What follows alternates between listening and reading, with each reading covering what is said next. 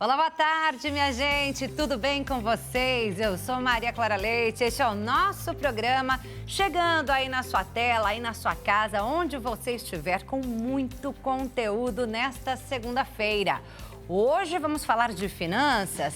Em época de volta às aulas, como economizar no material escolar. Tem muitas dicas, você tem que ficar ligadinho. E também vamos ter bate-papo sobre o Imposto de Renda 2025. A gente não pode atrasar a acertar as contas aí com o Leão e por isso hoje nós vamos trazer todas as orientações sobre este assunto a partir de agora aqui no nosso programa que já está no ar.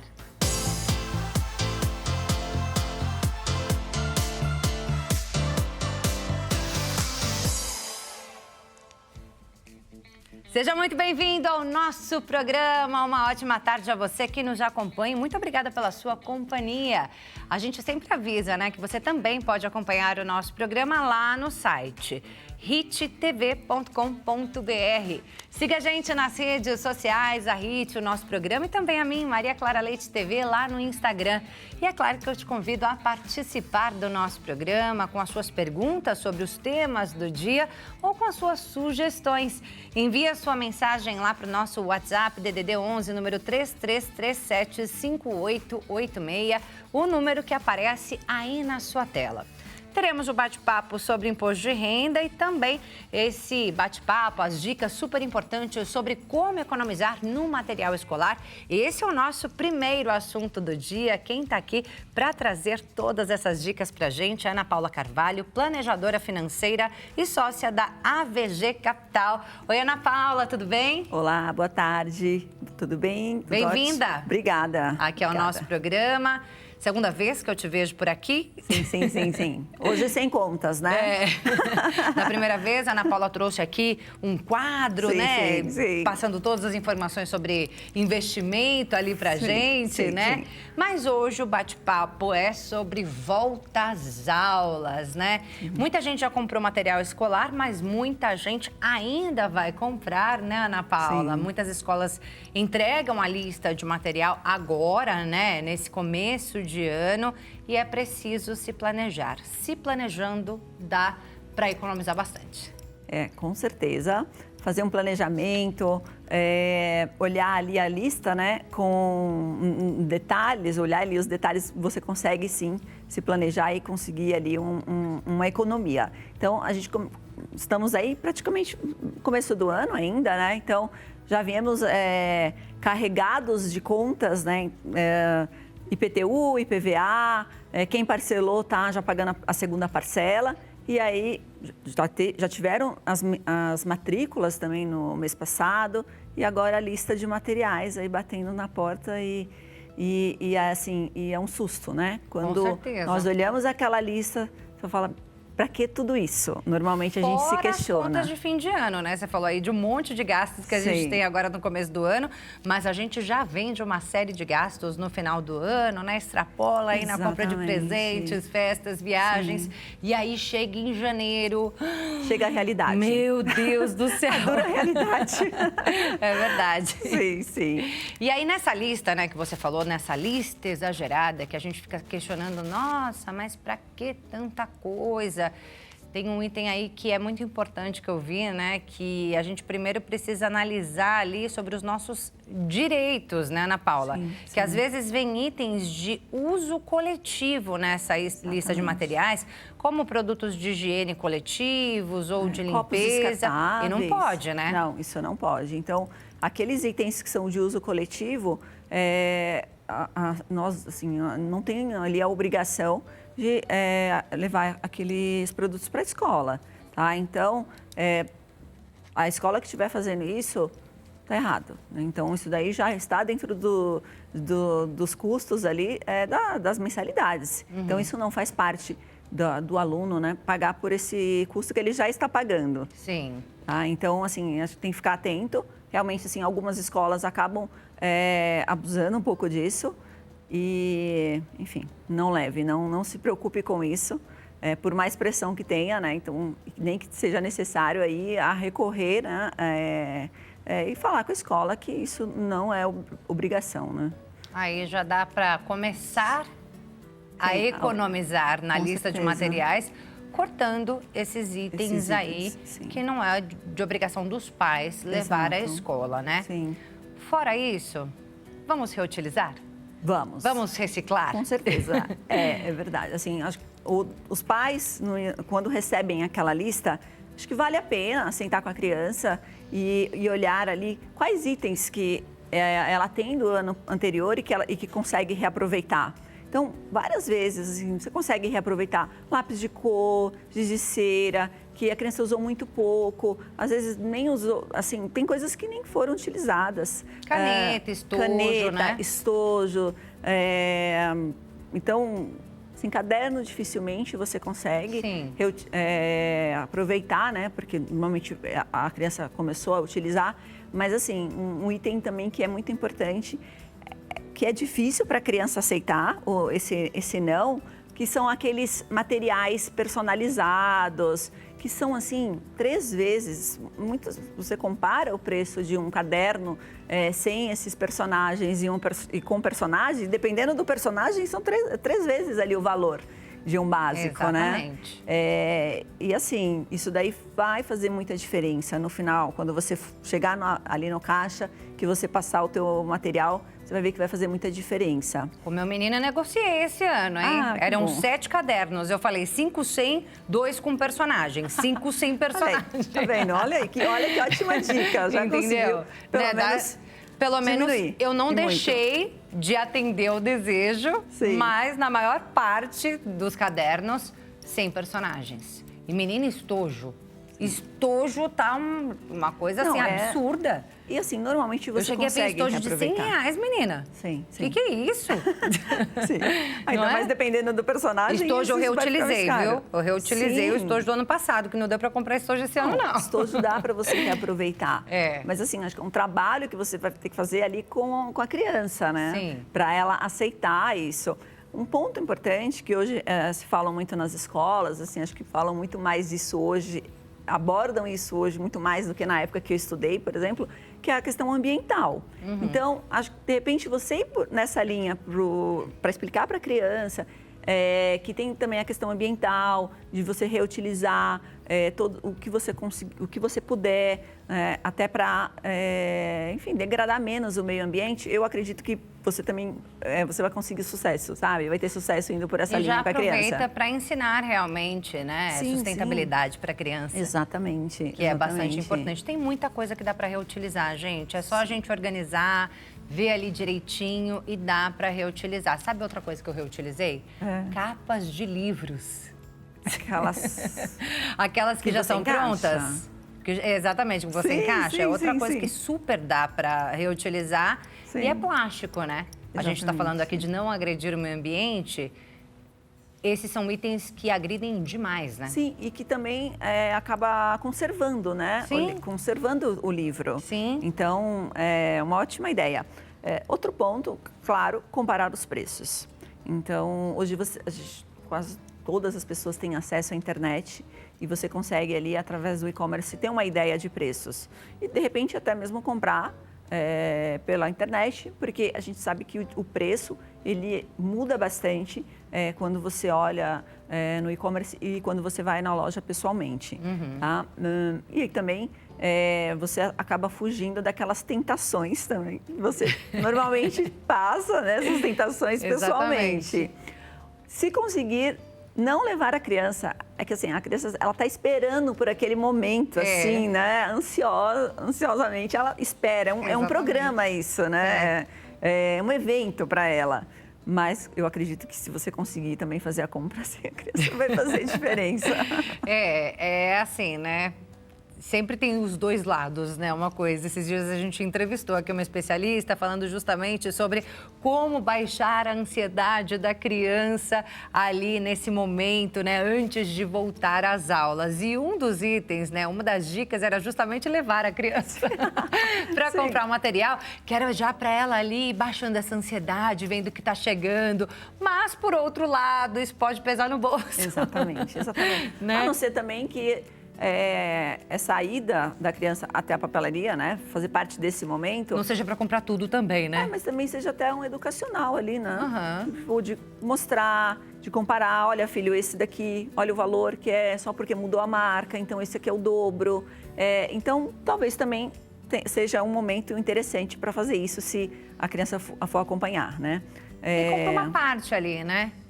Oi? Compra só uma parte do material, não precisa comprar tudo também, né? E aquilo que você falou, de repente, se comprar no e-commerce, aí não tem como ter essa possibilidade mesmo, né? Exato. Eu acho que assim, tem muita diferença de preço.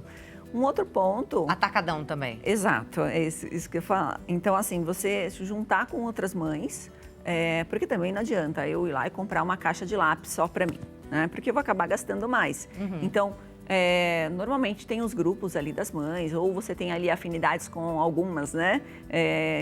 Então você tem um grupo ali de mães que são mais próximas, por que não se juntar entre elas e comprar ali o material no atacado, que com certeza vai fazer muita diferença de valor. Uhum. Então é um ponto também que vale a pena pensar. Tem desconto, né?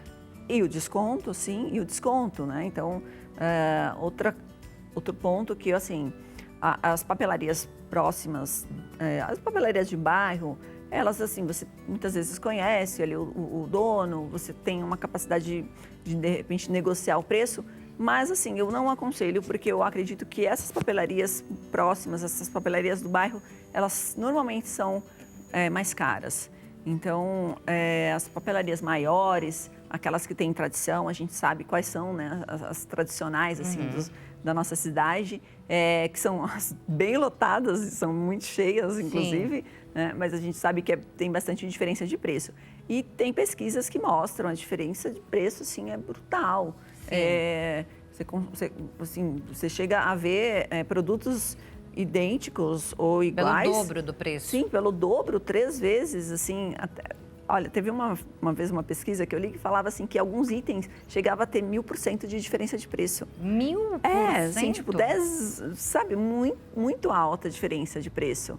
Então, vale a pena fazer uma pesquisa e comparar esses preços. E pagar à vista, hein? Ainda dá desconto?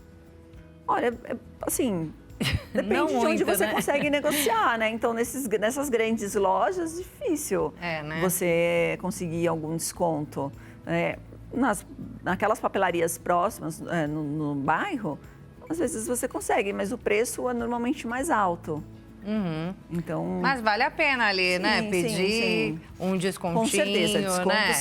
sempre pedir um desconto. Pechinchar, né? Exatamente. Vou pagar no Pix, Ou Pix é mais barato. Se vai pagar no Pix, né? Os estabelecimentos já fazem isso, não já fazem? praticam isso, né? Então, no Pix é tal valor, Sim. Se for parcelar, tem uns juros. Exato, mas também, assim, avaliar, né, a sua situação, se você tem a possibilidade de pagar ali à vista, se aquilo não vai acabar atrapalhando no seu orçamento. Porque também não adianta nada você ter um desconto de 3%, 5%, que é no máximo que essas lojas dão de desconto, e aí acabar atrapalhando o seu orçamento, faltando ali para despesas que já estavam ali programadas. Uhum. Então, precisa também analisar isso. E uma coisa é certa, né, Ana Paula? Nessa época do ano, o material escolar é mais caro. Sim, com certeza. É hora de aproveitar para ganhar dinheiro, né, para o comerciante, né? Então, assim, se for possível ir comprando algumas coisas para o ano seguinte, ao longo do ano, também já vale a pena, né? Por exemplo, assim, caderno, lápis de cor, caneta, capa de livro, estojo, mochila, tudo isso a gente sabe que vai utilizar no ano seguinte. Exato. Né? Então, alguns materiais mais específicos da lista, talvez deixar para comprar na hora que a lista chegar. Mas algumas outras coisas já dá para a gente ir estocando em casa, se for possível, né? Sim, você pode estocar, você também pode criar uma poupança, né? Então, direcionar um pedacinho ali do teu orçamento já para esses gastos. E aí faz ali uma aplicação. Você tem várias aplicações hoje em dia que você começa a investir com R$100. Então, assim, tem essa outra possibilidade também. E conscientizar a criança de que aquele material pode ser reutilizado no ano seguinte e para ele também conservar. Sim.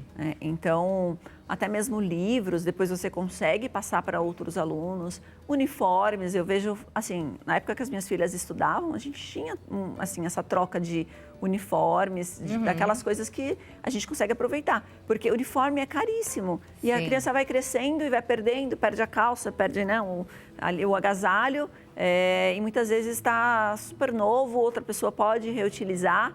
Então, sim, acho que conscientizar a criança também desse papel, né? Que ela faz parte também, faz parte do planejamento, do orçamento, de ter ali um orçamento saudável para a família, né? E inserindo ela, né, aos pouquinhos. E já vai ensinando educação financeira, como você disse, né, para a criança. E é muito importante a gente ter essa educação ainda na infância, né? Faz toda a diferença no futuro, na saúde financeira do futuro dessa criança? Sim, com certeza. Faz toda a diferença porque já vai enraizado isso, né? Ela já cresce ali com essa visão de que, assim, eu não sei, eu tenho muito disso. Então, às vezes eu pergunto para amigos, assim, preço, as pessoas não têm noção do preço. Eu falo, meu Deus, como as pessoas não têm noção do preço? Não tem, assim, um parâmetro, né? Então, até mesmo não consegue comparar. Então, é importante que a criança já cresça, já participando do orçamento familiar, não assim de uma forma tão séria, né? Mas quando vai ao supermercado, os pais ali sempre explicando, de repente, o porquê que não pode levar aquilo, sei lá, até explicando, assim, até trazendo para a criança também uma vida mais saudável também, que esse ponto, tem esse ponto, né, de crescer ali, tanto saudável no bolso e na saúde, né? Sim. E por falar em vida mais saudável, né, dá para economizar na lancheira também, né? Sim. Se tiver ali uma vida mais saudável, levar o lanchinho de casa. Lanchinhos feitos em casa, né? Você pode evitar os industrializados. Sim. Você pode comprar também no supermercado, quando você vai em atacadistas, né? Esses mercados que são os atacarejos, né? Que vende tanto atacado como o varejo também, acima de uma certa quantidade, você já tem um desconto. Então, assim, não dá para comparar o preço de repente, a criança levar um suquinho já de casa para o suco que ela vai comprar lá na cantina. Então, isso daí faz muita diferença, com certeza. Fazer um lanche também, levar o lanchinho de casa pronto, mas isso daí requer toda uma organização, uma preparação. Né? Então, assim, a gente às vezes acaba tendo que dedicar uma parte ali do fim de semana para ir até o mercado, para fazer essa organização, porque senão não tem jeito. Senão a rotina acaba tomando conta ali do teu tempo e acabou. E aí você vai falar para a criança, não, tá aqui o dinheiro, compra lá o lanche na cantina. Não tive tempo para fazer isso. Então... mas estamos falando de economia, né? E de educação financeira. Exato, se o foco é esse, precisa se organizar. É isso até aí. no tempo. Quando a gente fala de educação financeira para as crianças, você acha que é interessante oferecer ali uma mesada para essa criança, assim, por menor que seja o valor, mas para que ela comece a entender e valorizar o dinheiro? Sim, acho bastante importante, sim. Até mesmo porque ele vai começar a aprender a administrar o seu próprio dinheiro, né? Então, sei lá, tipo, olha, R$100 aqui para você por mês, R$50, enfim, dependendo, claro, da condição de cada um.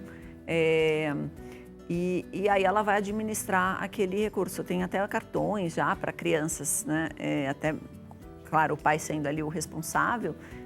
E ela vai administrar e quando ela pedir alguma coisa, fala assim, então, você tem aquele seu dinheiro, né? Ela vai pensar 2 ou 3 vezes antes de gastar, né? Não quero gastar meu dinheiro. Que depende do objetivo que ela tem para aquele dinheiro, né? Exatamente. Então, ela vai se conscientizar muito mais. Eu acredito nisso. E o cofrinho? E o cofrinho também já para ir aprendendo ali noções de investimentos, né? Ou por que não uma continha também, né? Assim, lá antigamente você tinha ali, eu vou abrir uma poupança para o meu filho. Mas hoje você consegue investir com valores muito baixinhos. Então, vale super a pena. Imagina, a criança desde pequena já ter essa noção que ela vai ali colocando todo mês, né? Um pouquinho, e que lá na frente ela vai ter um volume... Sim, eu acho que é super interessante isso. É um valor que vai ter, né, para um uso que for necessário na época. Muita gente guarda para o estudo, né? Sim, sim. Para faculdade. Então não que vai ser um valor muito legal. relevante, né? Não que vai, mas assim, acho que só o fato de você a criança entender isso e já crescer pensando dessa forma já faz toda a diferença. Ana Paula, e você falou, né? Por que não já começar a reservar um valor, né? Numa poupança, em algum tipo de investimento, justamente para esses gastos que virão no final do ano, no começo do ano que vem. Né? Então, pensando nisso, você falou, tem alguns investimentos que você começa ali com R$100. Tem como você dar um exemplo para a gente? Se a pessoa começar a poupar hoje R$100 por mês, qual valor mais ou menos ela teria no final do ano, por exemplo, ou no começo do ano que vem, daqui a um ano? Olha, eu vou colocar um exemplo que tá simples aqui. R$100, ok, vamos lá. Então, hoje, com R$100, a taxa de juros, a taxa Selic, ela está em 13,25. Então, tem a expectativa de que a taxa vai chegar até 15% no final do ano. Então, imagina que você invista num CDB ou num título público, através do Tesouro Direto.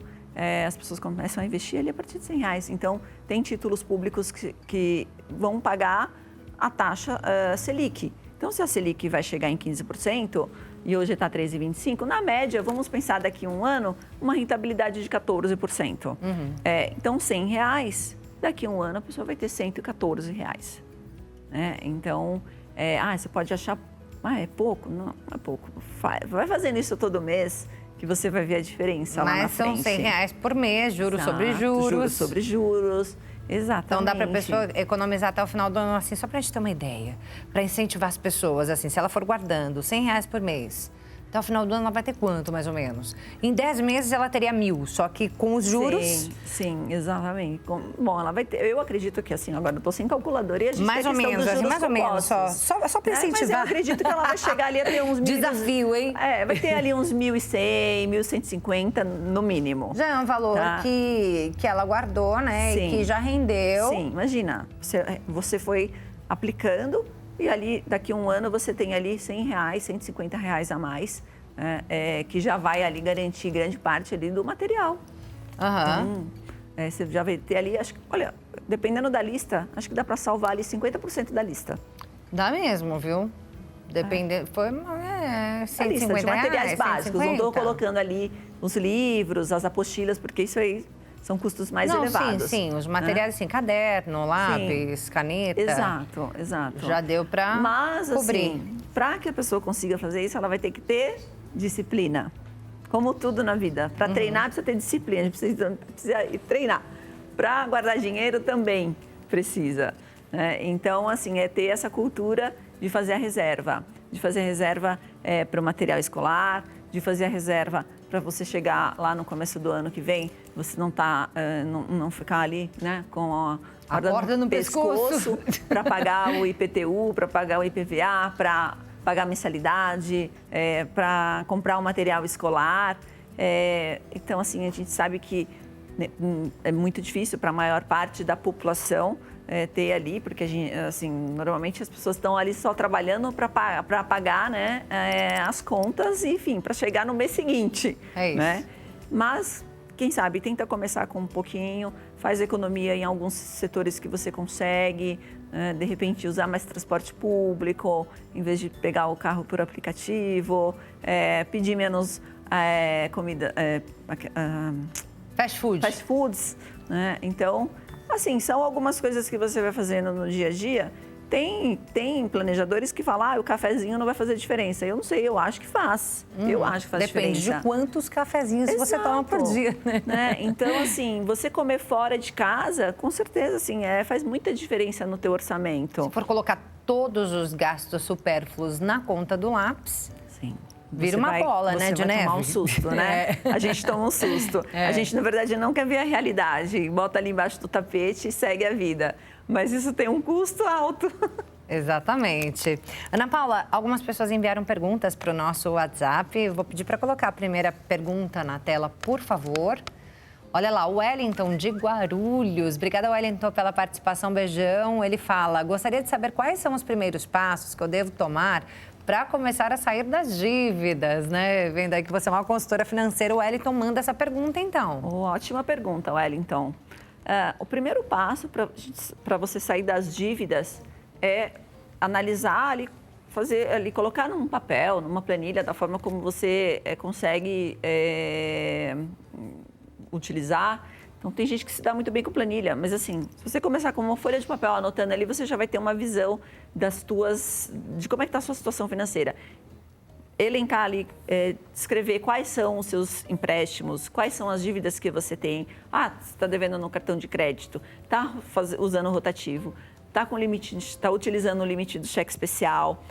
Então, você precisa ver quais das dívidas que você tem, quais são aquelas que têm as maiores taxas. E tentar eliminar essas dívidas. Primeiro. Exatamente. Não adianta eu querer economizar se eu não... Né? Primeiro eu preciso resolver esse problema. Então, negociar com o banco, de vez em quando tem aqueles feirões de renegociação de dívidas. Nome, né? Limpa nome. Tá? Então, primeiro, assim, você tem que fazer um diagnóstico da tua situação.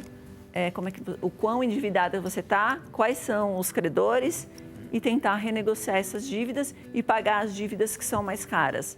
Tá bom, então de repente você pode fazer um financiamento, um empréstimo para quitar essas dívidas, porque talvez esse empréstimo vai ter uma taxa menor do que o que você está pagando ali no rotativo do cartão de crédito, porque, sinceramente, assim, das pessoas que eu já vi passar por esse tipo de situação, o que acabou assim prejudicando bastante foi o cartão de crédito. Então, o que acontece com a maioria dos brasileiros. Exatamente. E você pagar 14% de juros, 15% ao mês, isso daí, assim, fica muito alto essa dívida. Agora, tudo bem que tem um limite, mas ainda assim, esse limite é 100%. Sim. Quem quer que a sua dívida aumente 100%? Não tem, assim, um investimento para ele render 100% vai levar anos. Para isso acontecer. Já num cartão de crédito, não, isso é muito rápido. Então, isso daí é o caminho para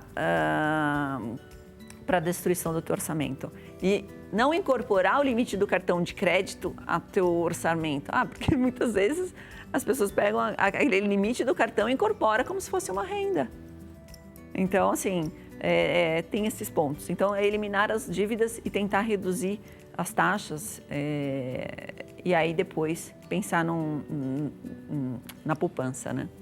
É isso aí, respondida a pergunta do Wellington. Chegaram outras perguntas, não vai dar tempo da gente responder todas. Que pena. Mas eu vou dar um recadinho, vou deixar já os seus contatos aqui para quem quiser conhecer mais da Ana Paula Carvalho, planejadora financeira e sócia da AVG Capital. Você pode entrar em contato por esses 2 arrobas aí lá no Instagram, @AnaPPCarvalho, Ana PP Carvalho, como está escrito aí, e o @avg.capital. Você pode entrar em contato com ela, né, para conhecer mais sobre o trabalho dela, enfim. Já te agradeço, Ana Paula. Muito obrigada pela sua presença aqui, por trazer essas dicas tão valiosas para a economia no material escolar ao longo de todo o ano. Eu que agradeço poder participar do programa e espero que tenha ajudado o telespectador. E ficam aí as minhas redes sociais. Eu estou lá super aberta para conversar, caso alguém precise de ajuda. Aí eu vou deixar só mais uma perguntinha para você responder enquanto eu vou lá dar meu recado, pode ser? Sim, claro. Vamos colocar então mais uma pergunta na tela. Pergunta da Renata. Obrigada, Renata, pela participação. Ela diz: existem recursos ou ferramentas que você recomenda para me ajudar a gerenciar minhas finanças? Legal. Sim. Renata, vamos lá. Hoje, nós temos vários aplicativos que até ajudam a fazer esse gerenciamento, que é você anotar ali todas as despesas que você tem no dia a dia e você vai conseguir fazer um planejamento, vai conseguir se organizar ali nas suas contas. Mas assim, eu acho que o ideal é você procurar aquele formato que te ajude mais, tá? Nem que seja ali um caderninho anotando ou via um aplicativo, você vai conseguir se organizar. É isso aí, Ana Paula. Até a próxima. Obrigada mais uma vez. Bem, agora nós vamos a um breve intervalo e já nós voltamos com muito mais aqui no nosso programa. Continue com a gente.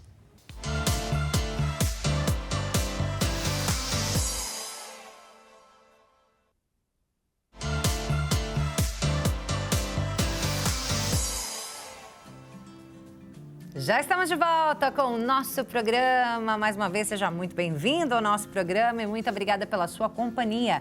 E a você que está chegando agora, uma ótima tarde a você. Obrigada por estar aqui com a gente, aprendendo sempre, né? A gente sempre traz aí conteúdos que nos ajudam aí no nosso dia a dia, informação, entretenimento, prestação de serviço que você tem aqui no nosso programa.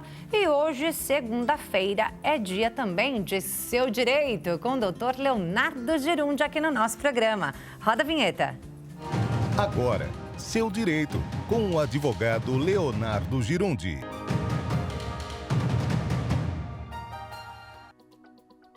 Olá, que alegria, mais um dia aqui com você, respondendo a sua dúvida e sua pergunta, é muito gostoso. Aqui, olha, já recebemos aqui, essa pergunta é lá de Belzonte, Belo Horizonte, terra linda. É interessante que às vezes nós não paramos para pensar o nome das nossas cidades, né? Mas o nome de Belo Horizonte não é à toa. É uma cidade que tem um lindo horizonte. Em qualquer lugar da cidade que você observa, você vê ali o sol se pondo, o sol nascendo entre as montanhas e faz toda a diferença. É uma cidade que tem um lindo e um belo horizonte, realmente. Eu sou suspeito, né? Nascido e criado em Belo Horizonte. Olha que dúvida que chegou de lá. Faça assim, ó, como a Laura Santos que nos mandou essa dúvida. Mande também pelo nosso WhatsApp. Você já tem o nosso número? Anota aí. 11 3337 5886. 11 3337 5886. Também pode ser pelo nosso e-mail no seodireito@hittv.com.br. Olha que dúvida interessante. Doutor, bloqueei meu ex-esposo nas redes sociais e WhatsApp. E ele diz que é alienação parental, pois não pode ver o que a filha está fazendo. Ele está correto ou eu posso continuar com ele bloqueado? Laura Santos, Belo Horizonte, Minas Gerais. Interessante essa pergunta, porque provavelmente você tem um motivo para ter bloqueado, né? Existem muitas situações complexas na questão do divórcio. A primeira coisa importante nós lembrarmos no divórcio é que o divórcio é entre o marido e a mulher. Os filhos não devem ser instrumentos em nada nesse aspecto. Então, se você divorciou da sua esposa, se você divorciou do seu esposo, o filho não está divorciando de ninguém. Então, ele deve ser mantido o contato dos dois. Não sei aqui como que ficou a guarda. Poderia ter sido guarda, por exemplo, compartilhada ou unilateral. Então, existem aqui algumas possibilidades em relação a isso. Mas, bloquear nas redes sociais ou o WhatsApp poderia ser uma prova de alienação parental? Pode.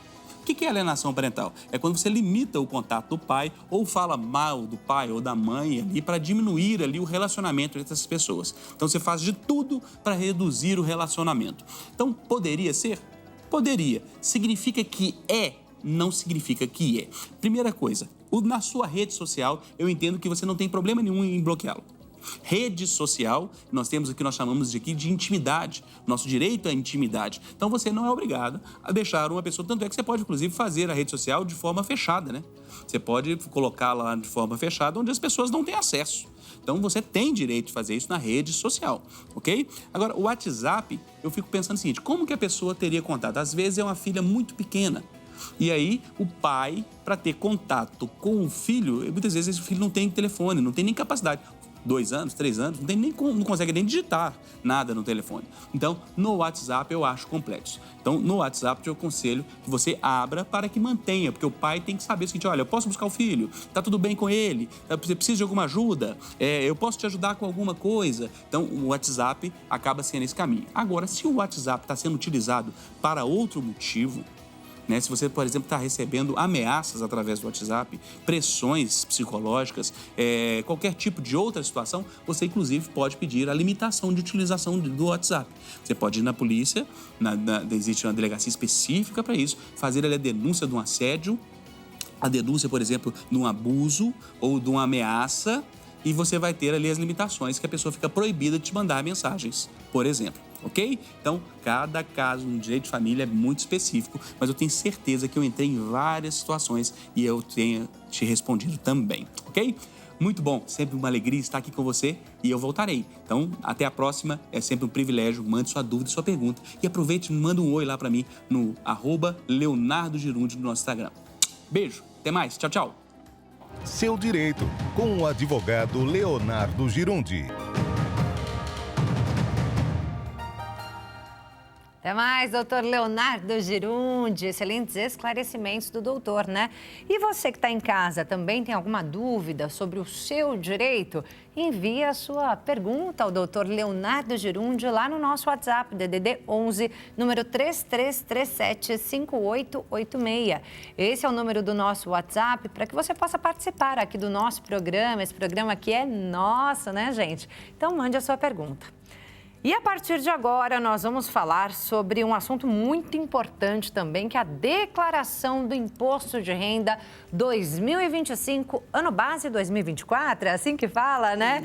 A gente está aqui com a Priscila Cristi, que é contadora. Muito bem-vinda. Obrigada. Boa tarde. Boa tarde. Prazer te conhecer, viu? Prazer também. Declaração do imposto de renda começa a ser feita agora, no mês de março, mas ainda não tem data, né? É a partir do dia 15 de março. Já está definido já? Já. 15 de março, então, a gente já começa a ter que acertar as contas com o Leão. O Leão.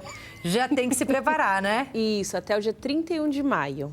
Até o dia Importante 31 de não maio. perder essa data. Um mês e meio, mais ou menos. Isso. Para a gente fazer, então, essa declaração do imposto de renda, né? Isso. Mas não é bom deixar para a última hora, não, né? Não. Por isso que a gente já começa a se preparar agora. Sim. E já trouxe esse assunto aqui ao nosso programa, para que você que está em casa já fique ligado aí em tudo que você tem que fazer, todos os documentos que precisa separar. Mas sempre fica aquela dúvida, né? Quem precisa declarar? Tem alguma mudança do ano passado para cá? Não tem nenhuma mudança. Então, quem tem rendimentos tributáveis acima de 30.639 é obrigado a fazer a declaração. O valor isento mensal ele ainda continua o mesmo, que é 2.824. E então, para o ano de 2025, referente a 2024, permanece ainda as mesmas regras. A Receita Federal, sempre na primeira semana de março, ela divulga algumas regras do programa, fala se vai ter alguma novidade ali, mas provavelmente grandes mudanças devem ocorrer para o próximo ano, referente a 2025, que já está valendo bastante coisas.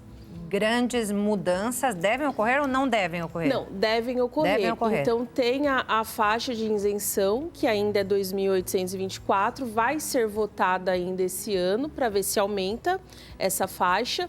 E uma mudança também que foi grande foi a questão dos recibos eletrônicos de saúde. Então, por exemplo, já iniciou 2025, não dá para pedir o recibo para o dentista no ano seguinte, porque ele não vai conseguir emitir mais. Então, são coisas que já estão ocorrendo, que a pessoa também já tem que, a partir desse ano, se adequar às novas regras. Só que aí para o ano que vem, né? Mas que já começa para esse ano, exatamente. Já começa a se adequar agora, então, para essas novas regras que estão para chegar. Exatamente. E, por enquanto, agora acredito que seja uma questão de organização, porque se você deixa para a última hora, você não consegue estudar se tem uma melhor forma de reduzir ou ir atrás também de outras coisas que pode deduzir o imposto. Então, quem deixa para a última hora acaba pagando mais, infelizmente. É isso aí. Priscila Cristi, contadora, aqui com a gente para falar sobre declaração do imposto de renda de 2025. A gente vai seguir falando sobre esse tema até o final desta edição do nosso programa. Portanto, se você tem alguma dúvida sobre esse assunto, já pode mandar sua pergunta para a gente no nosso WhatsApp, DDD 11, número 3337-5886, número que está aparecendo aí na sua tela. Priscila, vou deixar uma pergunta para você enquanto eu vou ali dar um recadinho. Você disse, né? O valor de rendimentos tributáveis acima de R$ 30.639. Isso. Deixei aqui anotado. Todo mundo que recebeu esse valor ou mais em 2024 precisa declarar o imposto de renda. E isso não só de salário, né? Pensão, aluguel. Sim, explica isso pra gente. Exatamente. Esse valor é só uma das regras. Então, o que acontece? Se você tem bens acima de R$ 800 mil, você também é obrigado a declarar o imposto de renda. Se você que tem uma empresa recebeu lucro acima de R$ 200 mil, você também é obrigado a fazer o imposto de renda.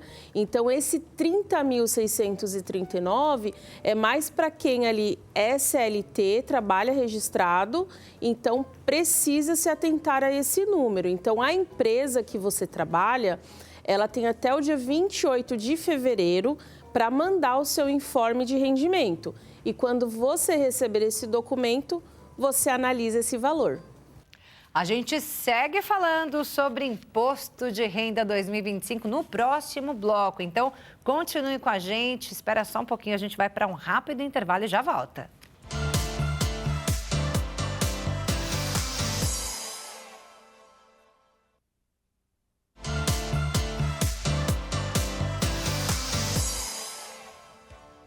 E o nosso programa já está de volta. Mais uma vez eu agradeço a sua companhia. Muito obrigada por acompanhar aqui o nosso programa. Obrigada pela sua audiência. Estamos aprendendo muito juntos hoje, não é mesmo? Já tivemos aí bate-papo sobre economia com material escolar, muitas dicas importantes também sobre como organizar aí a nossa vida financeira para que a gente não tenha problemas na hora de pagar aquelas contas que pesam no bolso, não só no começo do ano, mas também no final do ano. Então, a hora de começar a poupar é agora, viu, gente? A gente poupa agora para ficar mais tranquilo aí no final do ano e no começo do ano que vem. E a gente segue falando sobre vida financeira, só que agora sobre declaração do imposto de renda. Logo mais em março, né, a partir do dia 15 de março, a gente precisa acertar as contas com o Leão. E quem está aqui para esclarecer todas as nossas dúvidas e falar sobre esse assunto passo a passo sobre a declaração do imposto de renda com a gente é a Priscila Cristi, que é contadora. Mais uma vez, bem-vinda. Obrigada, é um prazer estar aqui com vocês. Prazer todo nosso. A Priscila ela já deu aqui um panorama para a gente no último bloco sobre quem precisa declarar o imposto de renda. São pessoas, né, Priscila, que tiveram rendimentos igual ou acima de R$ 30.639 no ano passado, né? Mas isso não só aquelas pessoas que tiveram esse rendimento trabalhando com um emprego ou com uma empresa, mas de várias outras situações, né? Como, por exemplo, pessoas que recebem aluguel, né? Ou que tiveram aí alguma pensão, né? E que tiveram aí o rendimento desse valor ou mais. E tem outros casos específicos que é bacana a gente trazer agora, não é isso? Um desses casos, por exemplo, é sobre pessoas que receberam no ano passado valores superiores a R$200 mil como indenização trabalhista? Exato, exato. Um dos pontos que as pessoas elas precisam se atentar é assim: você comprou o imóvel, ele custou R$250 mil. Só que a renda da pessoa não faz jus a essa compra, porque ela recebeu uma indenização de R$200 mil. Então, se ela não declara essa indenização, a Receita Federal pode achar que ela está omitindo receita. Como ela teve condições de comprar um bem, sendo que não está de acordo com o que ela recebe mensalmente. Então, é muito importante, eu sempre falo que um valor considerável, mesmo você não sendo obrigado, é importante você declarar para justificar a compra de algo. E também, se você precisar de um crédito financeiro, alguma coisa junto às instituições, você ter o imposto de renda para comprovar, você fica resguardado.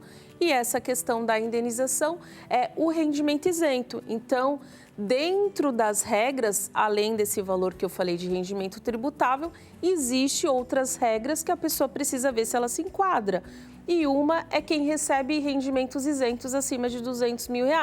E o que seria também esse rendimento isento? Lucro. Então, se você tem uma empresa e você recebeu um lucro acima de R$200 mil, você é obrigado a declarar. E você precisa ter um informe de rendimento da sua contabilidade da sua empresa que você recebeu esses R$200 mil como lucro, para poder embasar o imposto de renda.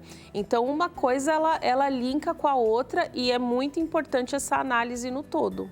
E eu vi que também tem uma situação aí para quem tem alguma atividade na Bolsa de Valores, né? Tem uma especificidade aí na hora de declarar. Sim, a Bolsa de Valores, como ela funciona? Se você fez operações acima de R$40 mil, você também é obrigado a declarar. E a questão da Bolsa tem o cruzamento direto com a Receita Federal. Então, muitos casos de pessoas que caem na malha fina porque esquece desse detalhe e aí, no caso, a sua corretora de seguros, o pessoal da corretora de investimentos, tem esse link imediato com a Receita Federal. Priscila, não ganhei nada no ano passado. Nada, nada, nada. Não tive nenhum rendimento. Mas eu tenho bens no meu nome. Preciso declarar? Os bens, a obrigatoriedade é acima de R$800 mil. Só que o que acontece, que eu percebo muitas vezes, as pessoas elas declaram de forma errada os bens. Então, você financiou um imóvel, aí você dá R$100 mil de entrada e está pagando ali todo mês o financiamento com juros. As pessoas, elas colocam o valor da compra. Então, se foi um apartamento de 450 mil, elas colocam na declaração 450 mil. E, na verdade, é o valor pago. Então, o principal com juros. Então, o que você pagou no ano de 2024 referente àquele imóvel? Não foi o valor acordado no contrato de compra e venda, mas é os juros também. Porque quando você vende esse imóvel, você tem o ganho de capital. Sim. E a Receita Federal quer saber se você tem ganho. Então, se você não coloca os juros para dentro dessa conta, você vai acabar pagando esse ganho. Então, assim, a obrigatoriedade é acima de 800 mil, mas é bom você fazer para você não perder o controle dessa conta. Independente do valor. Exatamente, porque aí pode chegar de você ter 3, 4 casas, somar os 800 mil, te obrigar a fazer e você já não tem mais os informes para saber tudo que pagou no decorrer dos anos. Então, eu acho muito válido fazer a declaração, ver o valor que você paga ali do imóvel. O banco, ele fornece também o informe de rendimento, tem os valores das parcelas e eu acho muito válido, embora não seja obrigado, só acima desse valor. Acho complicado, sabe? Saber de tudo isso. Por isso que eu acho que é sempre mais fácil contar com a ajuda do contador na hora de declarar imposto de renda, né? Porque o contador, ele sabe tintim por tintim e aí a probabilidade da gente cair numa malha fina e declarar alguma coisa errada fica bem pequena, né? Sim, é verdade. Tem situações que são coisas simples, mas um bom profissional sempre vai ajudar e ser mais assertivo. É isso aí. Priscila, e no caso dos MEIs, microempreendedores individuais, como é que funciona a declaração para eles? Então, isso é algo muito confuso para esse público, porque tem a declaração do MEI, que ela é obrigatória de ser feita, que também é em maio, que aí a gente está falando do CNPJ do MEI, que é tudo que foi faturado, seja de prestação de serviço ou de venda, dentro do limite do MEI de R$81 mil. Então, tem essa obrigatoriedade e eles confundem com a declaração de imposto de renda, porque uma coisa é a declaração do MEI, do faturamento bruto, e outra coisa é a pessoa física do MEI. Então, mediante aquele faturamento bruto que o MEI teve, qual foi o lucro dele? Dependendo do lucro dele, é que vai trazer a obrigatoriedade da pessoa física do MEI declarar. Então, é importante ter essa conta, claro, sempre dentro desse limite aí dos 81 mil, porque senão acaba desenquadrando, mas saber ali o que foi o lucro. Você faturou, foi comércio, você teve compras, fazer esse controlezinho mensal para poder saber da obrigatoriedade aí do imposto de renda. Mas eu acho muito válido fazer, viu? Porque o MEI geralmente não tem também uma comprovação de renda. Então, é algo que respalda isso. Então, é válido. Mesmo aquelas pessoas que são isentas, é importante fazer, né? Porque vai ter benefícios. Exatamente. Além disso, de você ter a comprovação, tem, por exemplo, pessoas que ficaram abaixo desses 30.639, mas porque juntou férias, 13º bônus, teve um mês que foi lá e sofreu uma retenção de R$300 pelo acúmulo de recebimentos. Fazendo a declaração, a pessoa consegue restituir esse valor e não deixa parado lá para a Receita Federal, é um valorzinho extra. Então, também ficar atento a isso. Recebeu o informe da empresa, teve alguma... Está abaixo dos 30 mil, mas sofreu uma retenção, Então, dependendo, vale a pena declarar para se beneficiar do valor. E é uma forma também de manter aí o histórico fiscal em ordem, Exatamente. né? Para amanhã ou depois, no futuro, não ter nenhuma surpresa, sim, não é isso? Sim, exatamente. Bem, as empresas e as instituições financeiras têm até o dia 28 de fevereiro para enviar os informes de rendimento, né, aos seus funcionários, aos seus clientes. Essa é uma data limite, né, para entregar esses informes. Tem outros informes de rendimento que também são necessários na hora de declarar o imposto de renda? Sim, pensionistas, os aposentados, eles entram dentro do Meu INSS com a senha do Gov, aí consegue obter o extrato, porque isso é muito importante. Tem muitos aposentados que são obrigados também a fazer, dependendo da situação. Então, tem esse tipo de informe, tem esses informes de bens. Então, quando você tem algum financiamento, o banco também demonstra ali o que foi pago. Então, tem essas questões, tem as indenizações que a gente comentou agora. Então, solicitar para o advogado, geralmente no processo vem o que é verba tributável, o que é verba isenta. Se não souber, também perguntar isso para o advogado. Tem também inventário, doações recebidas. Então, tudo aquilo que você recebeu no decorrer do ano, que não foi decorrente de um trabalho formal, precisa ser analisado da onde saiu essa origem para ver um documento para respaldar. Tem muitas pessoas que esquecem de declarar o FGTS quando é mandado embora. E tem valores que são altíssimos. Então, assim, 100 mil de FGTS, você não declarou e você comprou ali um carro. Pois é. Então, o FGTS também tem um campo específico. Não vai tributar mais, mas é um campo importante de ser informado. Sim. Outra coisa, você estava falando aí, né, dos informes de rendimento, né? Precisa de comprovação de tudo, gente, de todas as movimentações financeiras do ano anterior e principalmente também daquilo que você vai tentar deduzir no imposto de renda. Sim. O que pode ser deduzido e que tipo de documentação é necessário para comprovar isso? Legal.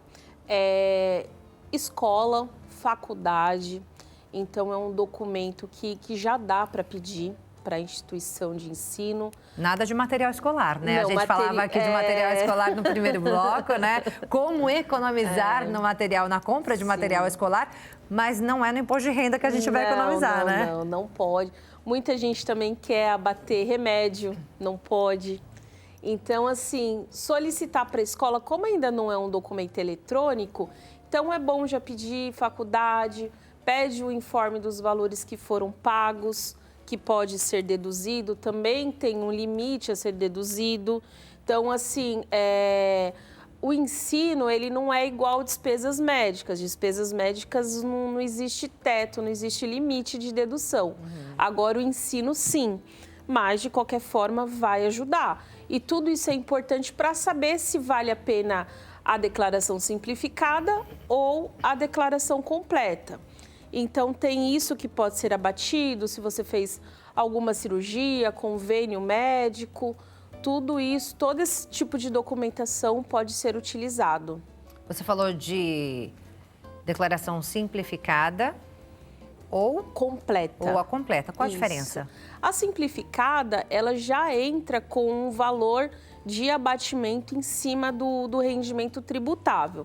Então, assim, a gente já viu que existem rendimentos isentos, que é o lucro, uma indenização, dependendo da origem, e existe o rendimento tributável. O rendimento tributável é o que dá origem ao pagamento ou à restituição. E esse rendimento tributável, quando você faz pela simplificada, ele já entra com um desconto em cima do valor tributável de 20%, com um limite aí de 16 mil e uns quebradinhos, e aí você já tem ali um valorzinho a restituir ou a pagar. A completa, geralmente é para quem tem muitos dependentes, para quem tem muito gasto com escola, faculdade, aí junta tudo isso e às vezes acaba sendo uma opção mais viável. Bacana. completa, simplificada. Exato. E tem a declaração pré-preenchida. Exatamente. No ano passado, 41% dos contribuintes utilizaram dessa ferramenta, né? E é um índice baixo ainda. Exatamente, mas é aí uma facilidade. É um Sim. facilitador para quem vai Exatamente. declarar, né? Fala um pouquinho sobre ela. Então, a declaração pré-preenchida, ela elimina os erros de digitação, principalmente, porque são todas as informações que a Receita tem no banco de dados dela. Então, aí é uma segurança que o que vai te dar problema já está ali no pré-preenchimento. Só que muitas pessoas, elas não sabem fazer isso. Que na hora que você instala, que você baixa o programa, tem a opção, você deseja carregar os dados da anterior? Isso é quando você tem um arquivo da anterior, que é um backup.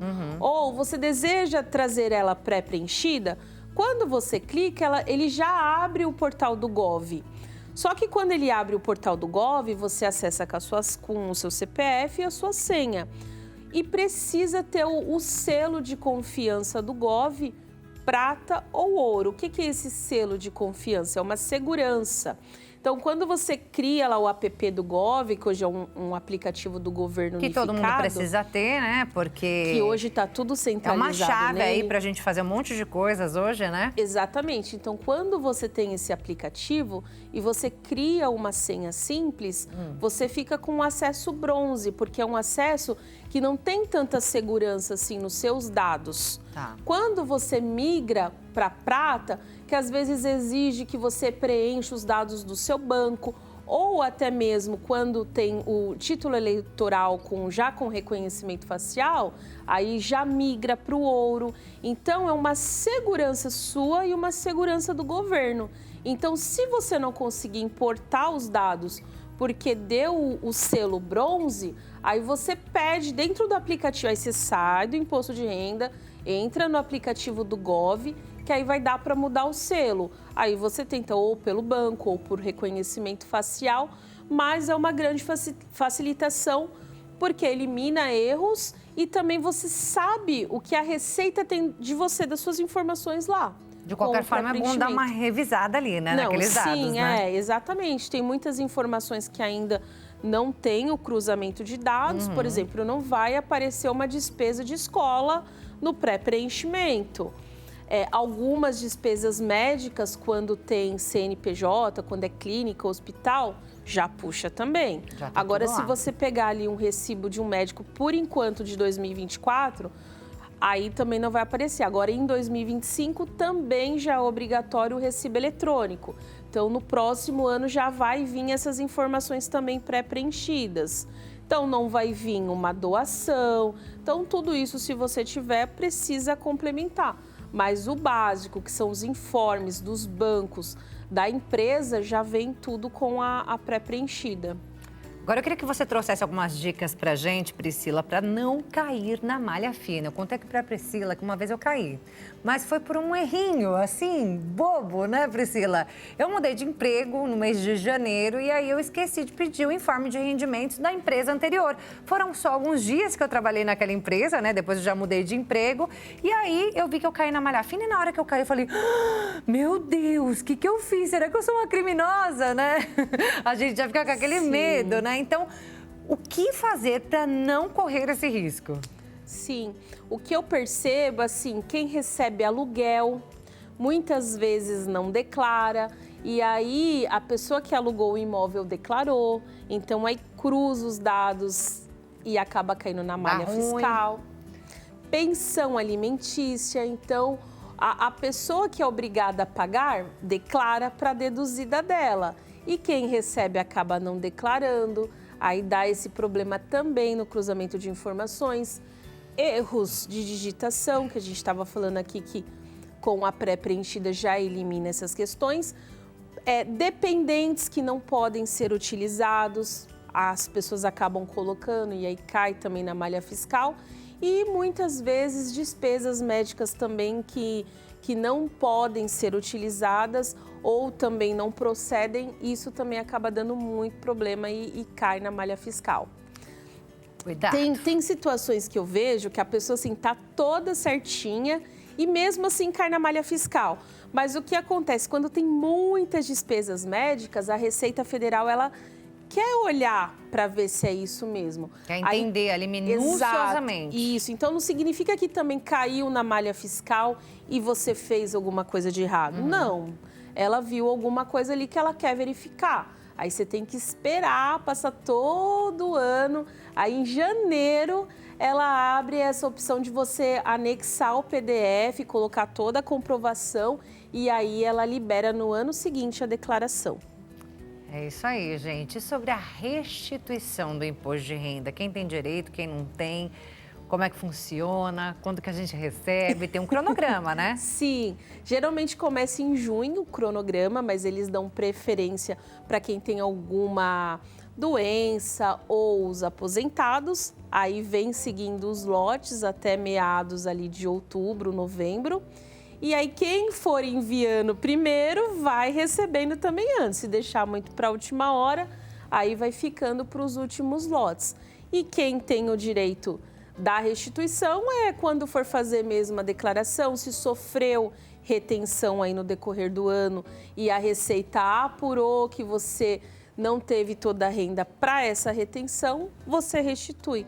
Porque o imposto de renda, ele é isso. A Receita quer saber se você ganhou a mais do que você pagou de imposto, aí você paga a diferença, ou se você ganhou a menos e sofreu ali uma retenção alta, que é onde você restitui. É isso aí, gente. Mais informações sobre Priscila Cristi, contadora, aqui com a gente no nosso programa hoje. Instagram, @Priscila Cristi Contadora. Priscila Cristi Contadora, como está aí aparecendo na sua tela. E também tem o Facebook Priscila Cristi. Priscila, amei. Obrigada, viu? Trouxe grandes esclarecimentos pra gente hoje aqui no nosso programa. Aprendemos juntos, né? Bora já começar a se organizar, então, para declarar o imposto de renda, para receber logo essa restituição, não é isso, Priscila? Exatamente. Obrigada, tá? Prazer te conhecer. Foi um prazer. Até uma próxima oportunidade. Até. E a você que ficou com a gente, muito obrigada pela sua companhia. Que Deus abençoe sua tarde, sua semana, que seja uma semana aí abençoada, repleta de coisas boas. Muito obrigada por estar com a gente. Beijo grande, até a próxima. Tchau, tchau.